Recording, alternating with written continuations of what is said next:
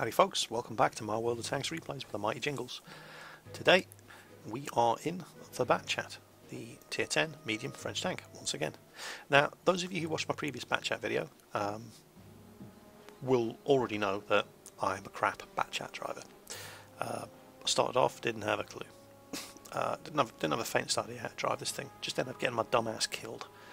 And BatChats are not allowed to die without permission. Towards the end of the video I was sort of more or less getting to grips with it, but I still didn't really have it nailed, and you guys in the comments and replies to that video, a lot of the advice was the same, and it basically boiled down to stop trying to do everything in the first 2 minutes of the game. And it's good advice. I mean, in the first 2 minutes of this game, in a medium tank, normally, I would be halfway across that field by now. Well, you could get halfway across that field in the BatChat, but what are you going to do when you run into an enemy tank? You only have 5 shots, and then you need to get out. So, and particularly in this game, looking at where everybody's going, i.e. not across the field, there's no way I'm going out there alone. It's just suicide. So, I don't go out there alone. I listen to the advice I was given in the previous video, and I am going to skulk around the rear. I'm going to keep myself alive till the later stages of the game when I suddenly become a lot more dangerous, purely by virtue of the way this tank works. And I'm going to actually earn my keep in the BatChat for a change. And that was the... well, there were 2 real things I was told in the replies to my previous video, and both were very, very good advice. You need to be doing 3 things in the BatChat at all times. Well, you need to be doing 3 things at all tanks, but definitely in the BatChat, more than any other vehicle in the game. 1, you need to be looking for those opportunities, be able to recognise the opportunities when you see them, or be able to make those opportunities for yourself to get through the enemy lines, or to take out isolated wounded tanks. 2, you need to know that you can kill whatever it is you come across, or whatever it is you may come across, in the execution of exploiting that opportunity. And 3, you need to be able to get out alive, regardless of whether you kill or do not kill whatever target you were going for. And I was pretty much doing point 1 and point 2, but I definitely wasn't doing point 3. I was taking big risks, going after targets that I didn't know I could kill, or that I was finding out the hard way I couldn't kill. And if it all went wrong, hell, most of the time I didn't even have a plan for getting out if it all went right. So that is something that I need to look at, and I'm trying to do that in this game. So I've gone for a reload here, having a look at the map. We've already killed, well, we've taken care of their scouts and 1 of their tier 9s. And we know where all of their tank destroyers are. And we just killed 1 of them. 2 of their heavies. E100 and ST1. Oh, and there's a mouse as well. And a Yak Tiger. Okay. Yak Tiger's looking like a much more yummy target than the mouse. And this is what you do in BatChats. I mean, it sounds kind of predatory, but you do look for targets that are on low health that you can kill very, very quickly. And I'm going for the Yak Tiger, and then I spot a much juicier target. That's gotta hurt. They're knocked out. Okay, 2 shots left. And now there's nobody protecting the flank of that mouse. So I have a quick peek. Yep, this gun's pointing this way. That means I ain't going around that way. I'm going to let these 2 heavies, or this heavy and this tank destroyer, distract him.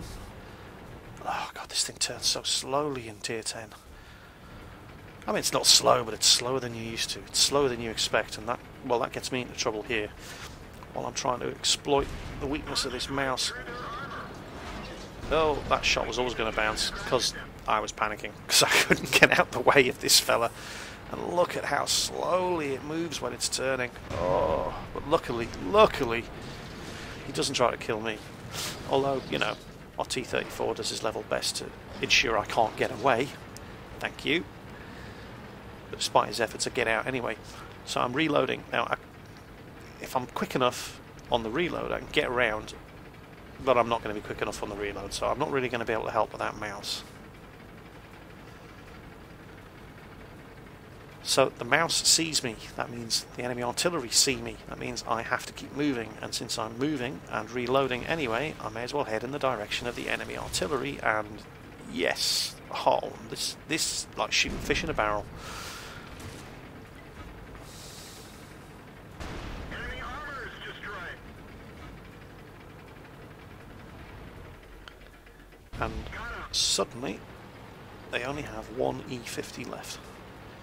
And he's on the other side of the map, so I can take my time reloading while I rush down there to try to deal with him. Yeah, so spot or make those opportunities.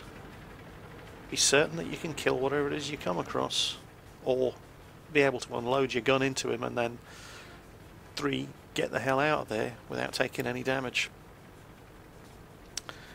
And it really, really does seem to be the only way to play the BatChat. But the other thing, I did mention there were 2 things I was told in advice given on my previous BatChat video, was the longer this tank stays alive, the more dangerous it is.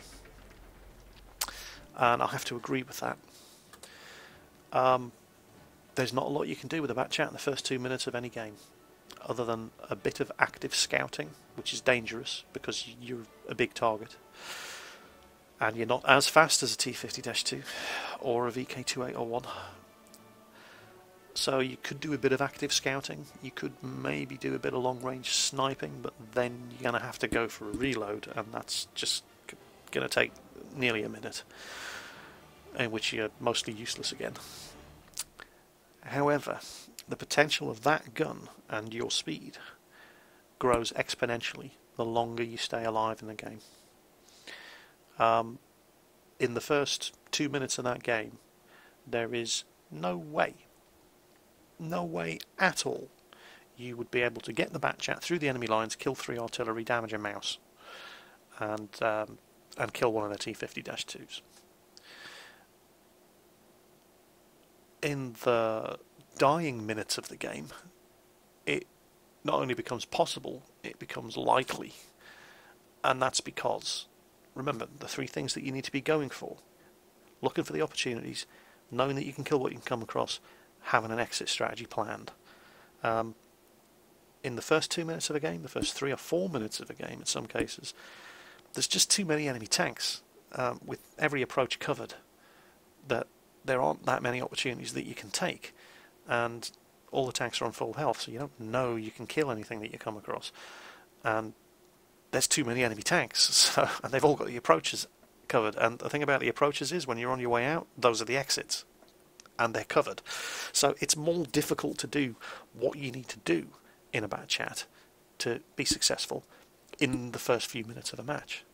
But as the game goes on, and suddenly there aren't as many enemy tanks left, well, hopefully, which means that there are now more opportunities for you to be able to slip through the line, and the tanks that are left have mostly taken some damage, so it becomes easier to kill whatever it is you come across, and easier to get away and reload because there aren't as many tanks covering all the exits. And for that reason, you should probably be playing the BatChat very, very cautiously indeed in the first couple of minutes of a match. I mean, you get idiot teams all the time, and sometimes you will see a good opportunity in the first 2 minutes of a game. And if it's a good, if it's a good one, by all means take it. It doesn't matter what stage of the game you're at.